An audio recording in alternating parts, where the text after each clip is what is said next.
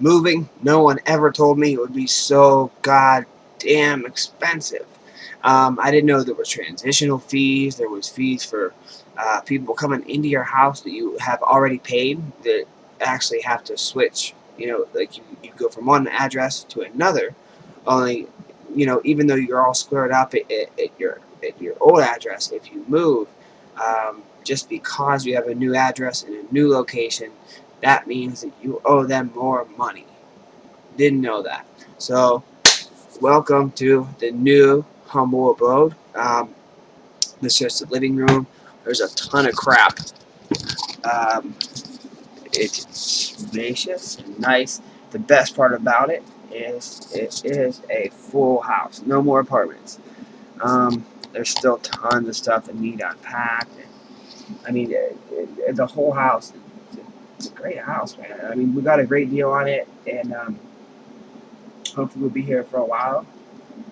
There's Jackie, only a month and a half out. So, yep, pretty soon it'll be.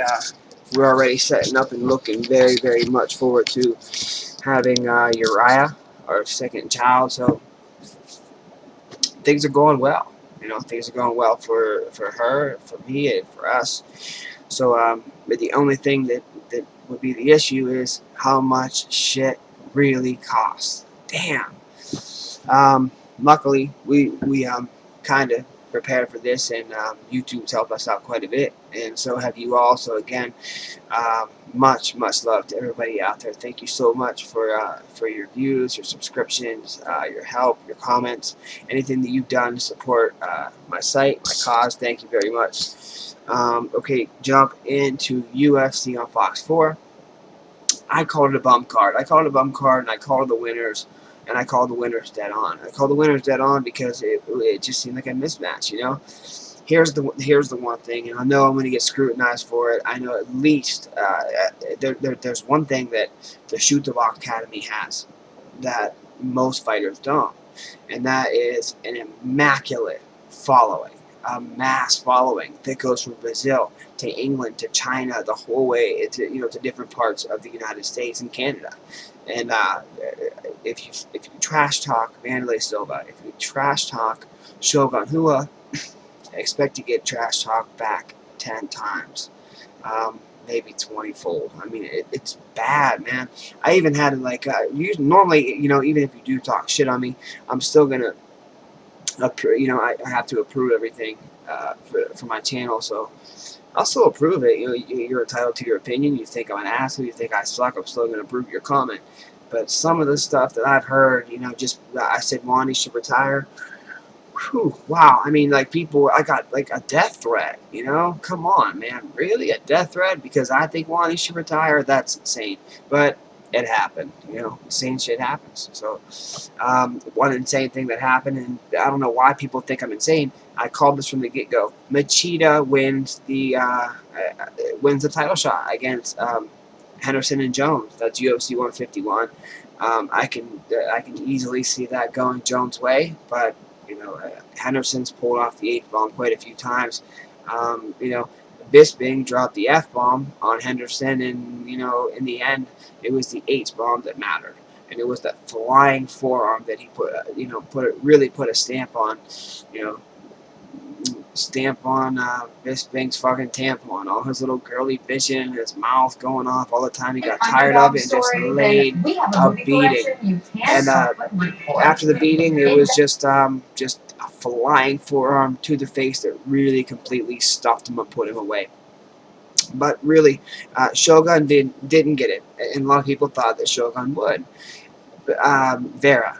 Everyone's so impressed with Brandon Vera. Again, I'm not impressed. Well, the only thing I'm impressed with, truly, is his heart and determination. His heart and determination cannot come into question. His heart and determination were in that fight. He gave that fight everything that he had. However, I feel like Shogun is better. I feel like Shogun's better in every asset of MMA. I feel like he's better than Brandon Vera as far as Muay Thai goes, wrestling, Jiu-Jitsu, and certainly any sort of striking. or wrestling. I think he's better. I think he's just a better fighter. Vera laid it on the line, but was it so much that Vera it was out there and that hungry for a title shot, or was it that Shogun got that? And I use this a lot. I use Chuck Liddell syndrome for getting too old, needing to retire. I use the Tito Ortiz syndrome, the excuses. So is it the BJ Penn syndrome? Is it the cardio? I know that I don't do MMA, but I do roll, and my biggest problem is cardio. I hate doing fucking cardio. I fucking hate cardio. I hate it so bad that I wish it didn't exist. Me being a non-smoker, 27 years old, I've been wrestling since I was 8. So, and it's still hard for me. Shogun seems to gas a lot. Look at his first fight in the UFC. He's used to 10 minutes, the first round being 10 minutes coming in from Pride, and he couldn't even last 5 minutes. It looked like he was tired coming into the second round with Forrest Griffin. In the third round, he ends up getting choked, with seconds left on the clock. Forrest Griffin was not exactly known as a finisher, but he did finish Shogun Rua. He was brought in there. I mean, he asked for the fight. He asked to introduce Shogun to the UFC, and that he did. A lot of people counted him out. He was a huge underdog. In the third round, he strangles Shogun, takes him down, flattens him out, and strangles him. And I had Shogun, easily winning that fight. He said, a pre-fight press conference in that fight, he used to, before, we're talking pre-Tough days, pre-Ultimate Fighter days, hit the heavy bag and picture Shogun's face where he was striking.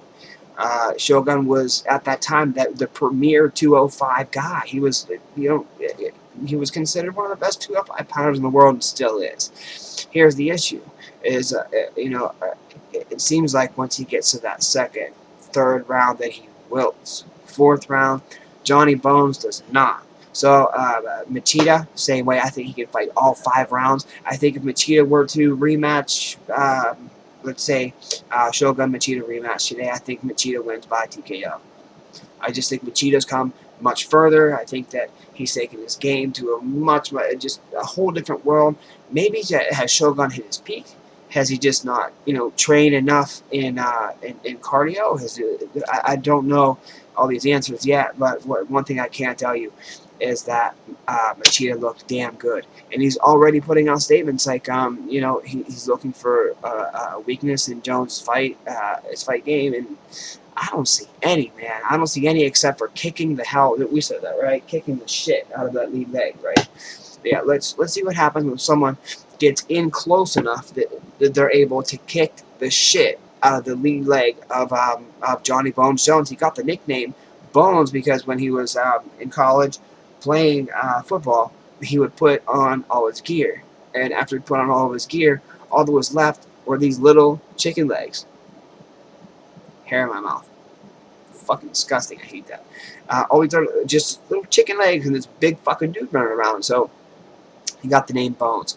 But as of right now, like I said in my past videos, my 3 guys, Johnny Bones Jones, Nick Diaz, and Lyoto Machida. So to me, like I said in the first fight, it really doesn't matter to me who takes a 205 pound title when they're fighting. Machida or Jones, I'm cool with either one of them. I think they're both up-and-comers. I think they're both like new era MMA. Like their game is so super well-rounded that I think either one of them would be impressive champions, and we shall see.